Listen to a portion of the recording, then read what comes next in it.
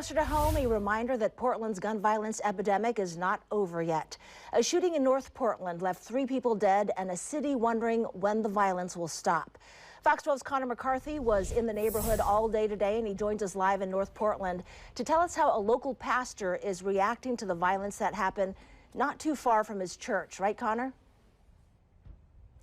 Well, that's right, Anna. Yeah, right here behind me is that memorial set up for the victims. But honestly, as I was getting ready for my live shot, I looked through my phone and my emails to kind of look at my scripts. And as I was looking down, I saw this shiny speck out of the corner of my eye. And as the camera goes out, you can just see there's a bullet casing right here, about a foot from my actual foot. And as I was looking around this whole grassy area, I found 4 other bullet casings here in this North Portland neighborhood from this shooting.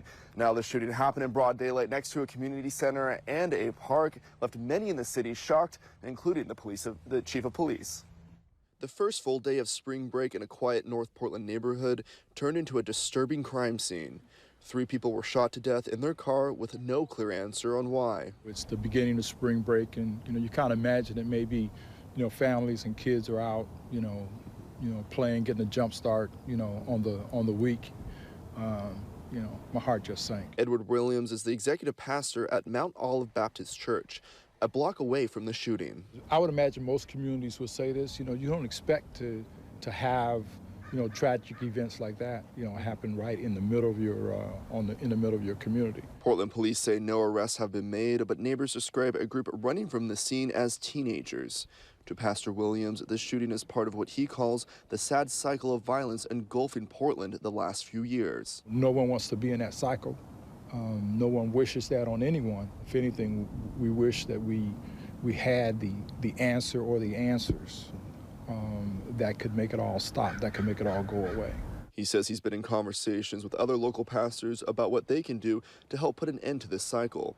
Right now, they don't have an answer. One of the things I always find myself saying when something like this happens is that it's an example of man's inhumanity to man.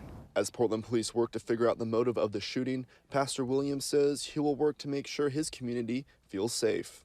And we'll always be here to love and care and support and provide stability and safety.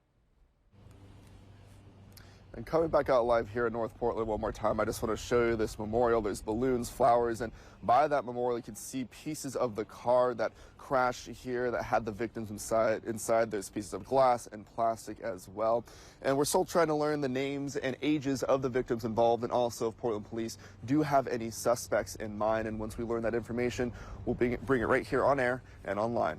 Reporting live in North Portland, Connor McCarthy, Fox 12 Oregon.